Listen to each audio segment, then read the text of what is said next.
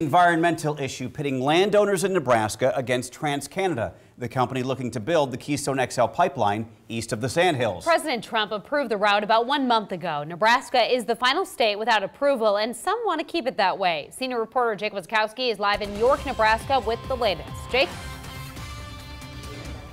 Guys, the meeting's starting to wind down, but a lot of active dialogue, not as contentious as it had been in previous meetings, but that doesn't mean that either side isn't as passionate about their stance as they are.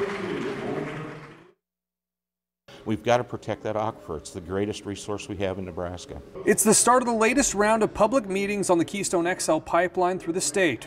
For more than 7 hours, at least 100 people speak to the Nebraska Public Service Commission in York. From landowners who oppose it because of the threat to the water. I've been fighting this pipeline a long time because when this all started, I didn't have to wear these damn things. To the unions and construction workers for it because of the jobs and revenue it would create. I'm asking you to please support me and my family by approving this permit. First of all, urgency and passion echoed throughout the hall.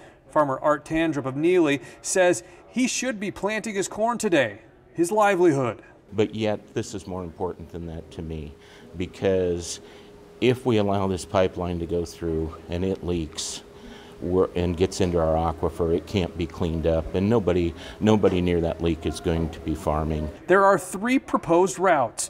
TransCanada didn't speak at the meeting, but wanted landowners to know they're not asking for anyone's land and they're building a safe pipeline.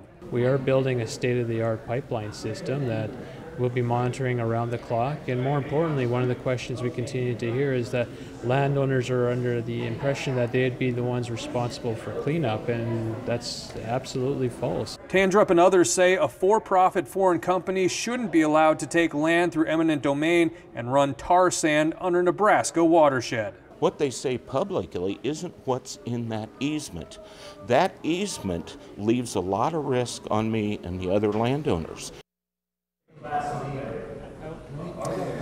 Now the commission is calling number 133. That's the number of speaker that's up right now. Early on in the meeting, it was about balance, for and against speaking, but now it's been pretty much consistently people against have been coming forward. The PSC announced that there will be another meeting, another public meeting coming up in the near future. They haven't set a date for that. There will also be the big hearing coming up in August. That'll be starting August 7th in Lincoln, where they will hear evidence as well as have public comment. Then that will last 4 days, and then the commission will make a decision by November.